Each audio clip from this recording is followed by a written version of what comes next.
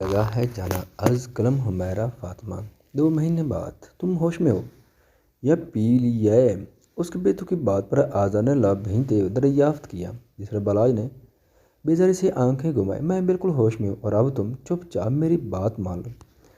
ज़्यादा नोटंकी करने की ज़रूरत नहीं है। अपना फालतू प्रपोजल लेकर निकलो मेरे घर से। बलाज की टिटाई पर आज़र से सख्ती से कहा, सोच लो मैं गया तो अपनी बीवी की जान साथ लेकर जाऊंगा। ढके छुपे अल्फाजों में कही बात ने जैसे आज़र को आग लगा दी थी। उसने एक नज़र कारपेट पर बैठे साथ को देखा, जो कोर्ट में लेटे अबराज के साथ खेल रहा था। तुम मुझे वार्निंग दे रहे हो कि अगर मैंने तुम्हारी बात नहीं मानी तो तुम अबराज को मुझसे दूर कर दोगे, ऐसा? आज़र को गुस्सा आया। वाह, तुम तो काफ़ी समझदार हो यार। मुझे लगा ज़्यादा डिफाइन करना पड़ेगा।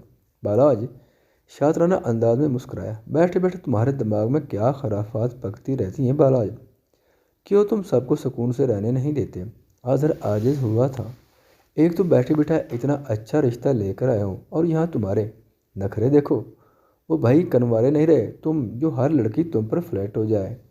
तलाक याफ्ता एक बच्चे के बाप हो, उस पर तुम एक कंवारी लड़की, वो भी डॉक्टर, और क्या चाहिए? और देखो ज़रा भाई साहब को, बलाज ने तो जैसे कसम खा रखी थी। आज़र ने उसे सख्त गुरु से नवाजा। यही तो वो एक खुद मुख्तार लड़की है।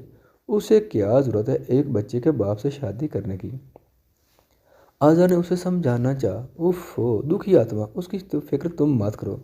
उसे मैं मनाऊंगा और ये सब तुम्हारे लिए नहीं कर रहा हूँ। मेरी बिया बहुत प्यारी करती है साथ से, और साथ को ज़रूरत है एक माँ की। बलाज ने बज़ाहिर लापरवाही से कहा, और लहजे में छुपी फिक्र आज़र को मुस्कुराने पर मजबूर करके वहीं एक ख्याल के तहत उसकी मुस्कुराहट सिमटी।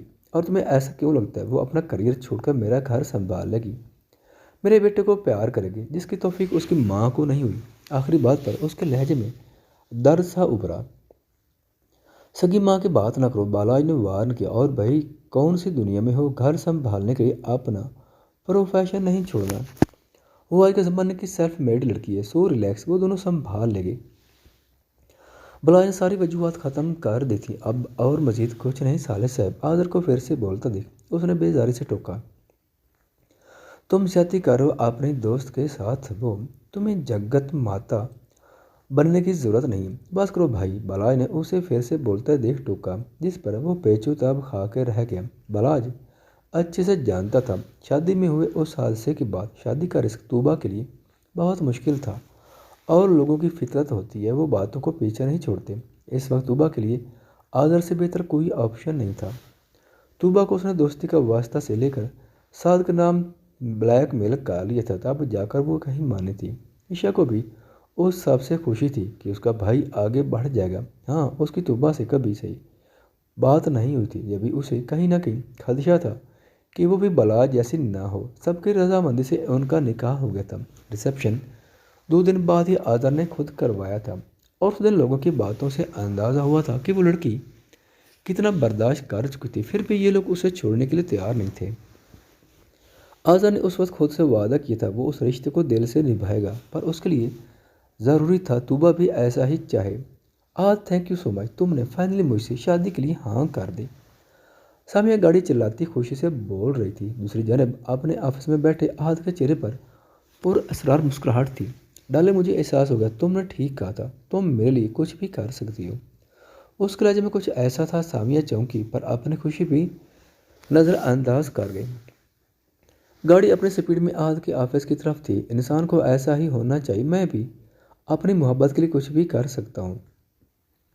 मैं कुछ समझी नहीं आहद। स्पीकर से आती आहद की आवाज़ ने अब के उसे चौंकाया, नहीं डराया था। अभी वो कुछ कहती या समझती, सामने से अचानक आए ट्रक ने उसके सोचने समझने की सलाहियत महफूज कर दी थी। उसकी आंखें खौफ से फैली, पर बिना समझे उसने गाड़ी मोड़नी चाहिए, पर दूसरी तरफ से आते ट्रक ने उसे ऐसा करने से रोका।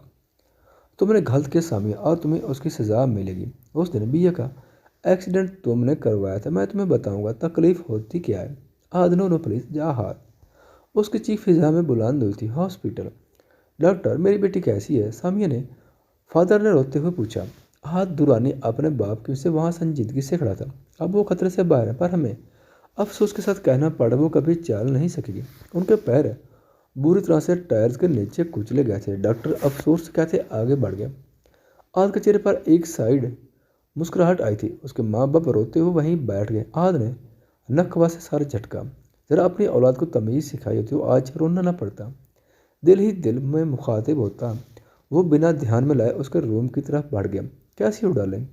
उसे देखता आहद मुस्कुराता। मैं बाबा को बताऊंगा ये तुमने किया है। वो दर्द से चीखी। बताओ शौक से बताओ, पर तुम्हारे पास कोई सबूत नहीं है। मैं आहत दुरानी हूँ, एक दुनिया मेरे पीछे है, मैं आराम से निकल जाऊंगा केस से।